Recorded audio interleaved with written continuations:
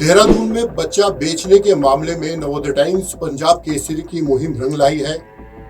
खबर में दिखाया गया था कि किस तरह से बीती 14 अगस्त को जन्मे बच्चे को खुद उसके माता पिता ने किसी और को दे दिया। माता पिता ने कबूला था कि इसकी एवज में उनको 50,000 रुपए भी मिले हैं। इस पूरे घटनाक्रम की सिस्टम को कोई भनक नहीं थी। खबर को प्रमुखता से दिखाया गया तो मामले का संज्ञान CWC, बाल आयोग और एंटी ह्यूमन ट्रैफिकिंग यूनिट ने लिया।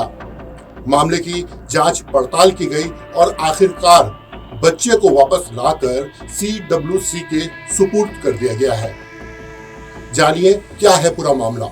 नवोदय टाइम्स पंजाब केसरी को जानकारी मिली थी कि सिंगल मंडी कुसुम विहार में रहने वाले एक परिवार ने नवजात को बेच दिया है। टीम ने पड़ताल शुरू की।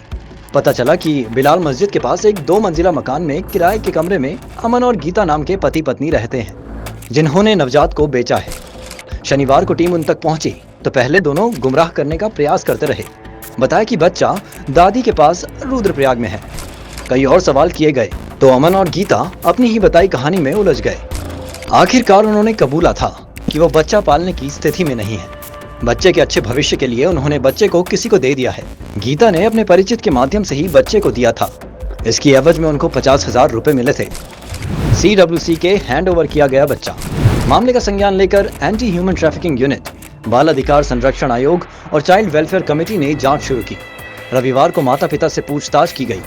इसके बाद सोमवार को जिस महिला के माध्यम से बच्चा दिया गया उस तक टीम पहुंची। इसके बाद जिसके पास बच्चा था उनको भी कार्यालय बुलाया गया। मामले में तत्परता दिखाते हुए बयानों को दर्ज करने के बाद बच्चा वापस मंगाया गया और चाइल्ड वेलफेयर कमेटी के सुपुर्द कर दिया गया। इस पूरे मामले में निकलकर आया है कि मुफलिसी की वजह से परिवार ने अपने बच्चे को किसी और को दे दिया। लेकिन सवाल यही उठता है कि सरकारी जो तमाम योजनाएं चल रही हैं उसका इस परिवार को फायदा क्यों नहीं मिल सका। क्या जागरूकता की कमी है या फिर सिस्टम का फेल्यूर।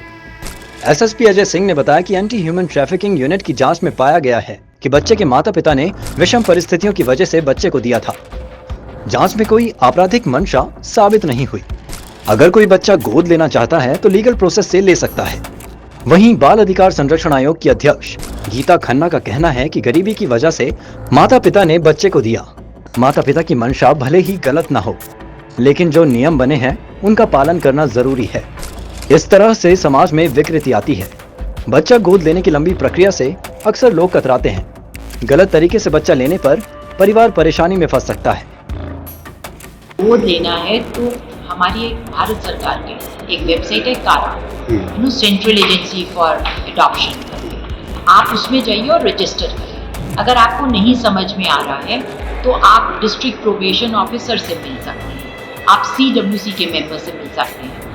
और उसमें रजिस्ट्रेशन कराने के बाद आपका नंबर जब आता है, लोग ज़्यादातर उसको जान के भी उस पर रजिस्टर नहीं करते क्योंकि कुछ लंबे समय के वेटिंग है।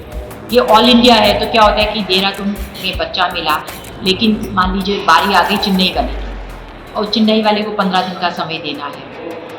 इनफैक्ट बच्चा मिलने के बाद पहले हमें वो 3 हफ्ते का कूलिंग पीरियड देना होता है कि हम उसके अभिभावकों की तलाश करें। 3 हफ्ते के बाद हम कहते हैं कि नहीं अभिभावक नहीं मिले हैं तो अब ये ऑर्फन चाइल्ड है, CWC के हवाले कर देंगे, फिर वो कारा में रजिस्टर होगा। अब बताइए उत्तराखंड का बच्चा है, वो चेन्नई वालों की बारी आ गई। अब वो कहेंगे कि नहीं हम हर एक कोई चाहता है कि मेरे ही जैसा बच्चा दिखे ताकि वो सामाजिक उसको एक्सेप्टेंस मिले। तो ऐसे करके ना थोड़ी देरी हो जाती है।